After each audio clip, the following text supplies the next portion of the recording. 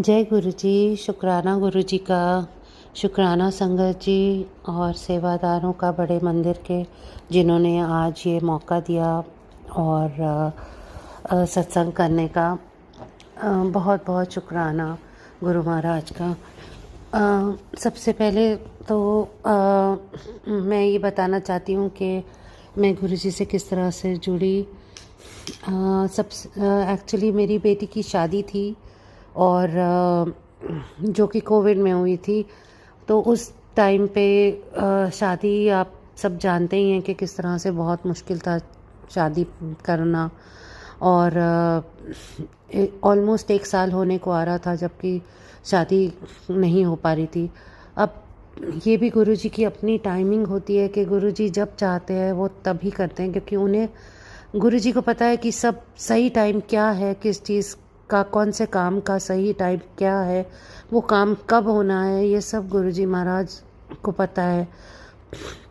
हम लोगों को बाद में पता चलता है जब ये चीज़ हो जाती है, या जब वो काम हो जाता है और किस तरीके से होता है, तो आप बाद में आपको पता लगता है कि अरे मतलब गुरु महाराज जी की प्लानिंग क्या थी और वो किस तरह से चीज़ों को प्लान करके वेट करके सही वक्त पे देते हैं। तो बहुत बहुत शुक्राना गुरु जी का। तो उस टाइम पे फिर जब हमने सोचा कि बेटी की शादी करनी है, बट वो नहीं हो पा रही थी किसी तरह, तो बच्चों को बोल दिया था कि आप लोग कनाडा में होते हैं बच्चे, तो उनको बोल दिया था कि वहीं पे आप कोर्ट मैरिज कर लो, क्योंकि नहीं हो पाएगा। और हम लोग आजकल की तरह जैसे जूम पे शादियाँ होती हैं उस तरह से अटेंड कर लेंगे। बट एक आध महीने बाद जब दिसंबर में थोड़ा सा कोरोना का वो कम हुआ लेवल, तो मेरी बेटी की मदर इन लॉ ने बोला कि बच्चों को बुला लेते हैं दिसंबर पे, और हम बस थोड़े से ही लोग आपस में मिलके शादी करके और बच्चे वापस चले जाएंगे। एटलीस्ट हम बच्चे आशीर्वाद देने के लिए, हम लोग बच्चों को आशीर्वाद देने के लिए तो सामने होंगे।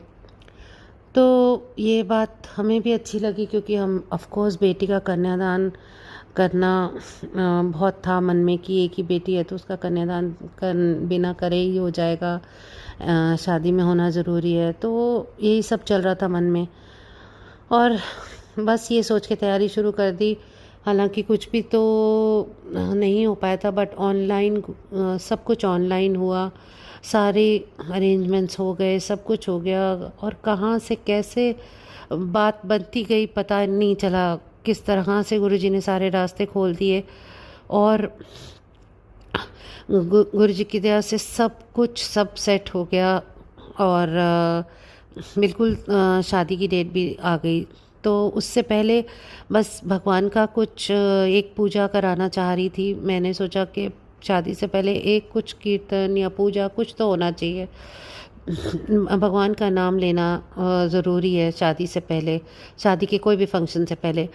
तो मेरे ब्रदर जो राजकुमार खन्ना जी, वो गुरुजी से ऑलरेडी जुड़े हुए थे, और उन्होंने सजेस्ट किया कि हमारे यहाँ पे गुरुजी का सत्संग होता है, तो हम गुरुजी का सत्संग करा लेते हैं। वैसे भी मेरे घर में होना है, तो इसलिए वो शादी का ही सत्संग हो जाएगा, क्योंकि हमें उनके घर पे ही रहना था जाके।